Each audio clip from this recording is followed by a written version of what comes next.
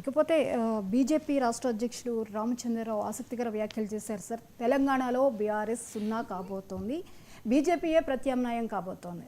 అంతేకాదు కమలం party gate way of తెలంగాణగా అవ్వబోతోంది అని చెప్పేసి ఆయన వ్యాఖ్యానించారు సార్. ఈ వ్యాఖ్యల్ని ఎలా చూడాలంటారు? గేట్ వే ఆఫ్ తెలంగాణ కానీ చాలాసార్లు గేట్ దగ్గర ఆగిపోతున్నారు. సమస్యది సో గేట్ లోపలికి రావడం లేదు. గేట్ వే తెలంగాణ గేట్ దగ్గర ఆగిపోతే ఎట్లా? సో అందువల్ల భారతీయ జనతా పార్టీ గేట్ దగ్గర ఆగిపోయిందంత దానికి ప్రూఫ్లు చాలా ఉన్నాయి కదా. మీకు దుబ్బాక, హుజూరాబాద్ ఉప ఎన్నికలు, జిహెచ్ఎంసీ ఎన్నికల్లో బీజేపీ సాధించిన అపూర్వమైన విజయాలు. ఎందుకంటే దుబ్బాకలో మామూలు మోరింపు కాదు, అది BRS sitting seat. BRS sitting సీట్లో బీజేపీ సో పూర్తి శక్తులు బీజేపీ కార్యకర్తలంతా రంగంలో దిగి పెద్ద ఎత్తున కృషి గెలిపించారు. అఫ్కోర్స్ రఘునందన్ రావు బీజేపీ కార్యకర్తల కృషి కన్నా తన పలుకుబడి, తన వ్యక్తిగత కృషి ముఖ్యమని అనవచ్చు. కానీ బీజేపీ కార్యకర్తల కృషి లేనిది రఘునందన్ రావు రోజుల్లో దుబ్బాక గెలిచేవాడు. అఫ్కోర్స్ రఘునందన్ రావు అభ్యర్థిత్వం కూడా ఖచ్చితంగా గెలుపుకు ఒక ఫ్యాక్టర్ కాదని ఎవరు అనలేరు. సో కానీ ఆయన అప్పుడు మునుగోడుతో పోల్చి అక్కడికి అమిత్ షా వచ్చినా ఓడిపోయాం, నా దగ్గరికి అమిత్ షా రాకపోయినా గెలిచామని కంపేర్ కూడా చేసుకున్నాడు. కానీ బీజేపీ కార్యకర్తల శ్రమ, వాళ్ళ కృషి అపూర్వమైనది దుబ్బాక గెలుపులో.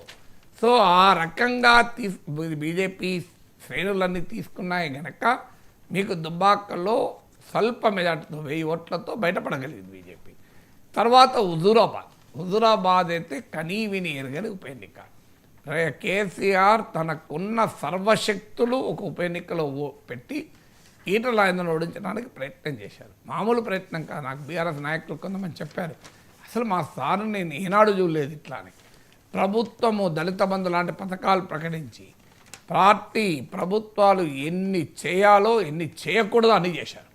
ఎన్ని చేయాలో అన్నీ చేశారు, ఎన్ని చేయకూడదో కూడా అన్నీ చేశారు. కమ్ వాట్ మే ఈటల రాజేందర్ను ఓడించాలి అని. బట్ ఈటల రాజేందర్ 25,000 మెజార్టీతో గెలిచాడు. ఈ 2 విజయాలు మామూలు విజయాలు కాదు. జిహెచ్ఎంసీలో బీఆర్ఎస్ను ఒక రకంగా ఒక దశలో కంగు తినిపించి అసలు అధికారమే వస్తుందా అనే పరిస్థితి, బీజేపీ మేయర్ వస్తుందా అనే పరిస్థితి కూడా వచ్చింది.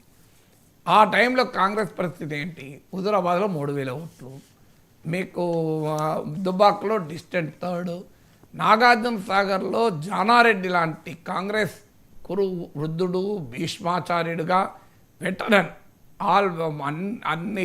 అన్ని ప్రభుత్వాల్లో మంత్రిగా ఉండి ప్రతి ఎన్నికలోనూ గెలవగలిగే సామర్థ్యం ఉన్న నాయకుడు, మామూలు నాయకుడు కాదు కదా జానారెడ్డి. ఎన్టీ రామారావు కాలం నుంచి చూస్తున్నాం ఆయన ప్రత్యేకతను. సో అలాంటి జానారెడ్డిని నోముల నరసింహయ్య, స్వర్గీయ నోముల నరసింహయ్య కుమారుడు, ఒక కంపారిటివ్లీ పాలిటిక్స్లో కొత్తవాడు, అలాంటి వ్యక్తి ఓడించగలిగాడు నాగార్జున సాగర్లో. కాంగ్రెస్ పార్టీ గెలవలేకపోయింది. మీకు హుజూర్ నగర్లోనైతే ఉత్తమ్ కుమార్ రెడ్డి పార్లమెంట్ సభ్యుడు, ఆయన రాజీనామా చేసిన సిట్టింగ్ సీట్లో కాంగ్రెస్ ఓడిపోయింది. సో ఇవన్నీ చూసినప్పుడు సహజంగానే గేట్ వే ఆఫ్ తెలంగాణగా ఆ రోజు కూడా బీజేపీనే భావించారు. బీఆర్ఎస్కు బీజేపీయే ప్రత్యామ్నాయము అని భావించారు. కానీ ఏం జరిగింది? అసెంబ్లీ ఎన్నికలకు వచ్చేవరకు డామిట్ కథ అడ్డం తిరిగింది. బీజేపీకి 14% ఓటింగ్గా వచ్చింది. 2019 లోక్సభ ఎలక్షన్లో 20% వస్తే 2023 అసెంబ్లీ ఎలక్షన్లో 4 ఏళ్ల తర్వాత 14% వచ్చింది. 20% కాస్త 14% పడిపోయింది. 1/3 ఓటింగ్ ఎగిరిపోయింది. లోక్సభ ఎన్నికల్లో ఈసారి కూడా మళ్ళీ 35% వచ్చింది. కానీ అసెంబ్లీ ఎన్నికల్లో నిలబడుతుందా? ధర్మపురి అరవింద్ ఒక ఇంటర్వ్యూలో ఆవేదన పూరితంగా, అదేదో పార్టీని ధిక్కరించేందుకో పార్టీని విమర్శించేందుకో అనలే, ఒక భారతీయ జనతా పార్టీ ఎందుకు రాష్ట్రంలో అధికారంలోకి రాలేకపోతుంది అన్న ఆవేదన నుంచి ఆయన ఒక వ్యాలిడ్ క్వశ్చన్ వేశాడు. మేము ఎందుకు లోక్సభ ఎన్నికల్లోమో ఇంతగా గెలుస్తున్నాం? 24లో 8 లోక్సభ సీట్లు, 8 సీట్స్, 2019లో 4 సీట్స్ గెలిచాము. కానీ అసెంబ్లీ ఎన్నికల్లో మీరు చూడండి, 2014 తెలంగాణ వచ్చాక 5 సీట్స్, 2018లో ఒక్క సీట్, 5+1 6, ఇప్పుడు 2023లో 14, ఉప ఎన్నికల్లో 2 అనుకుందాం, 14 సీట్సే, 16 సీట్సే కదా. ఆ ఉప ఎన్నికలు పక్క పెడితే 14 సీట్స్, 5+1+8. తెలంగాణ వచ్చాక 3 అసెంబ్లీ ఎన్నికలు జరిగితే మూడిట్లో కలిపి బీజేపీకి వచ్చినాయి 14 సీట్లు, 5 + 1 6 + 8. మరి 3 ఎన్నికల్లో ఎన్ని అసెంబ్లీ సీట్లకు పోలింగ్ జరిగింది? 119 × 3 అంటే 357, 357 అసెంబ్లీ సీట్లలో ఎన్నికలు జరిగితే బీజేపీకి వచ్చినాయి 14 మాత్రమే. సో మరి ఏమవుతుంది రాష్ట్రంలో? ఈ లెక్కన ఏం చెప్పింది కాదు, మళ్ళీ ధర్మపురి అరవింద్ అది కూడా ధిక్కార స్వరంతో క్రమశిక్షణ రాహిత్యంతో అన్న మాటలు కావు, ఆవేదనతో అన్న మాటలు. సో ఒక బీజేపీ నిబద్ధత కలిగిన కార్యకర్త మనసులో ఉన్న ఆవేదన ధర్మపురి అరవింద్ బయట పెట్టాడు. సో అందువల్ల ఇవన్నీ రామచంద్రరావుకు తెలియనివి కావు. రామచంద్రరావు ఇవన్నీ చూసి అనుభవించి వచ్చిన నాయకుడు. కానీ ఇప్పుడు పార్టీ అధ్యక్షుడు అయ్యాడు కనుక సైన్యాధిపతి ఎప్పుడు కూడా తన బలంలో తన బలగంలో ఉన్న బలాన్నే చెప్తాడు తప్ప బలహీనతలు చెప్పడు కదా. ఇది మా దాంట్లో అతిరథ మహారథులు ఉన్నారు అంటాడు తప్ప ఇక మా వాళ్ళకు పలానైనా ధనుర్విద్య బాగా తెలుసు కానీ మళ్ళీ సమయానికి ఆయనకు బాణాలు గుర్తురావు అని చెప్పలేడు కదా. సో అందువల్ల మా దగ్గర సర్వశక్తివంతుడే కానీ అతనికి పలానా ఇబ్బంది ఉంది అని చెప్పరు కదా. సో ఎవరి లోపాలు వాళ్ళు ఎవరు చెప్పుకోరు, తమకున్న శక్తి సామర్థ్యాలే చెప్తారు, అది అటైనా ఇటైనా ఎవరైనా. సో అందువల్ల ఏ పార్టీ అయినా అలాగే చెప్పుకుంటుంది. సో కానీ ప్రాక్టికల్ రియాలిటీ ఏంటి? చాలాసార్లు గేట్ దగ్గరికి వస్తున్నట్టు కనిపించిన గేట్ లోపలికి మాత్రం బీజేపీ ఎంటర్ అవుతలేదు, గేట్ దగ్గర ఆగిపోతుంది. దీనికి కారణాలని బీజేపీ అన్వేషించుకోవాలి. దీనికి కారణాలు ఏంటంటే, ఒకటి ఆ లోక్సభ ఎన్నికల్లో దేశవ్యాపిత అంశాల ప్రభావం వల్ల ప్రాంతీయ పార్టీ జాతీయ ఎన్నికలు ఏం చేస్తుందనే క్వశ్చన్ మార్క్ వల్ల బీఆర్ఎస్ కన్నా బీజేపీ బెటర్ పర్ఫామ్ చేస్తున్నమాట నిజం. కానీ అసెంబ్లీ ఎన్నికలకు వచ్చే వరకు ఆ పరిస్థితి ఉంటలేదు. ఇప్పుడు మొన్న లోక్సభ ఎన్నికల్లో 35% ఓటింగ్ వచ్చింది, 20%. అసెంబ్లీ ఎన్నికల్లో 23లో మీకు అసెంబ్లీ ఎన్నికల్లో 14% వస్తే 2024 లోక్సభ ఎన్నికలు కొద్ది నెలల్లోనే జరిగిన ఎన్నికల్లో 35%, 21% పెరిగాయి. కానీ ఏం జరిగింది? మళ్ళీ 21% పెరిగిన తర్వాత కూడా మీకు అసెంబ్లీ లోపల బయట బీఆర్ఎస్ ఉన్నంత యాక్టివ్గా బీజేపీ లేదు.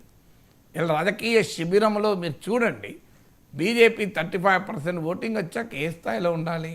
లేదు. ఎందుకు లేదు అంటే స్వయంకృత అపరాధాలు, సెల్ఫ్ గోళ్ళు, 3 నాయకులు ఉంటే 5 గ్రూపులు ఉంటాయి బీజేపీలో, ఒకరికొకరికి పడదు. మనం చూసాం కదా ఈ మధ్యకాలంలో బండి సంజయ్ వర్సెస్ ఈటల రాజేందర్ తన ఇంటి వద్ద తన అభిమానులను ఉద్దేశించి మాట్లాడుతూ బీ కేర్ఫుల్ నా కొడక అని అన్న మాటలు మనం వినలేదా? తర్వాత అది నేను రాజేందర్ సంజయ్ని ఉద్దేశించి అనలేదు అని చెప్పి ఫీలర్లు వివరణలు ఇచ్చినా అందరికీ తెలుసు కదా, ప్రాక్టికల్గా అన్ని పత్రికలు రాస్తాయి కదా. సో మరి ఈ స్థాయికి వచ్చిన బీజేపీ ఏమీ చేయలేని పరిస్థితి కదా. ఇప్పుడు ఒక సీనియర్ నాయకుడే కావచ్చు, పార్టీకి చాలా అవసరమైన నాయకుడే కావచ్చు, బట్ స్టిల్ ఏం చేసింది పార్టీ? చూస్తూ ఊరుకుంది. మీకు రామచంద్రరావు నాయకత్వంలో ఒక బృందం కేటీఆర్ను కలిసింది, లింగోజీ కూడా జిహెచ్ఎంసీ ఉప ఎన్నికల సమయంలో కలిసి మాకు మద్దతు పోటీ పెట్టకండి అని. అప్పుడు బీఆర్ఎస్ అంగీకరించింది. అందుకే నేను ఎప్పుడు అంటాను, అది పొమ్మంటే పోదుర చెలియా, అది లింగోజిగూడరా అని. సో ఆ లింగోజిగూడలో రామచంద్రరావు, పేరాల శేఖర్రావు వీళ్ళంతా అప్పుడు బండి సంజయ్ రాష్ట్ర అధ్యక్షుడు వెళ్ళి కేటీఆర్తో ప్రగతి భవన్లో సమావేశమై లింగోజిగూడలో బీజేపీ పోటీ చేసింది ఉప ఎన్నికలో, బీఆర్ఎస్ సానుభూతి పేరిట పోటీ చేయలే, కానీ గెలిచింది కాంగ్రెస్. బీజేపీ బీఆర్ఎస్లో కుమ్మక్కాయ అన్న ఆరోపణ వచ్చింది. సో కానీ అప్పుడు రామచంద్రరావు, పేరాల శేఖర్రావు పార్టీకి అడగకుండా వాళ్ళు సొంత నిర్ణయాలు తీసుకున్నారని ఒక కమిటీ వేసి ఆయన క్రమశిక్షణ చర్యలు అన్నారు. ఏం జరిగింది? రామచంద్రరావు పార్టీ రాష్ట్ర అధ్యక్షుడు అయ్యాడు. సో లింగోజీ కూడా ఎపిసోడ్కు నాయకత్వం వహించి పార్టీ క్రమశిక్షణ ఉల్లంఘించారన్న ఆరోపణ గురైన నాయకుడు కాస్త పార్టీ రాష్ట్ర అధ్యక్షుడు అయ్యాడు కదా. సో అందువల్ల మీకు ఆ లింగోజిగూడ ఎపిసోడ్ నుంచి ఇప్పుడు బీ కేర్ఫుల్ నా కొడుక ఎపిసోడ్ వరకు ఆ మధ్య పేరాల శేఖర్రావు ఓపెన్గా ఫేస్బుక్లో పెద్ద పోస్ట్ పెట్టాడు కదా పార్టీ నాయకత్వాన్ని. ఇలా పార్టీ నాయకత్వాన్ని ధిక్కరిస్తూ పార్టీ క్రమశిక్షణ రేఖను దాటుతూ పార్టీలోనే లీడర్లు పనిచేస్తుంటే ఏం చేయగలుగుతుంది పార్టీ నాయకత్వం? దాని classic example Etela Rajender versus Sanjay episode కదా. సంజయ్ మీరు ఇది ఏం జరిగింది మరి అందువల్ల ఇవన్నీ మనం చూస్తున్నాం కదా ఈ వ్యవహారం అంతా చూస్తున్నాం. సో ఇది మరి ఎక్కడికి పోతుంది బీజేపీ, అవకాశాలను ఎందుకు ఉపయోగించుకోలేకపోతుంది అనే ప్రశ్న ముందుకు వస్తాయి. అయితే అరువు తెచ్చుకున్న నాయకులతో బీజేపీ ఇక్కడ హంగామా చేద్దామని చూస్తోంది. అంటే బీఆర్ఎస్లో కాంగ్రెస్లో ఓడిపోయిన అసంతృప్తితో ఉన్న నాయకులందరినీ తీసుకొని గెలుద్దామని, అంటే హోమ్ గ్రోన్ ఆపరేషన్ కాకుండా ఇంపోర్టెడ్ ఆపరేషన్గా చేయాలి అని. బట్ ఆ ఛాలెంజెస్ అయితే బీజేపీకి డెఫినెట్గా ఉన్నాయి. సో అందువల్ల సైన్యము లేదు, నాయకులు ఉన్నారు, వ్యూహము ఉంది కానీ ఐక్యత లేదు. సో సైన్యము లేదు, నాయకులు మాత్రం ఉన్నారు. గ్రాస్ రూట్స్లో మీకు కాన్స్టిట్యున్సీ లెవెల్లో సొంతగా కాంగ్రెస్ పార్టీకి ఉన్నట్లు ఎమ్మెల్యేలుగా గెలవగలిగే సామర్థ్యం ఉండి సొంతగా ఒక 20,000 ఓట్లు తెచ్చుకోగలిగే నాయకులు బీజేపీకి 119 సీట్లు ఎంతమంది ఉన్నారు చెప్పండి. అందుకే నేను సైన్యము లేదు, నాయకులు ఉన్నారు, వ్యూహం ఉంది, ఐక్యత లేదు. మామూలు కానీ జాతీయ స్థాయిలో పరిస్థితులు అనుకూలంగా ఉన్నాయి, కానీ రాష్ట్ర స్థాయిలో వాటిని ఉపయోగించుకునే నైపుణ్యాన్ని బీజేపీ ప్రదర్శించలేకపోతుంది. అందువల్ల భవిష్యత్తు ఏమవుతుందని మనం చెప్పలేం, కానీ ఇప్పుడున్న పరిస్థితి అది. Yes sir. ఇకపోతే ఇంజనీరింగ్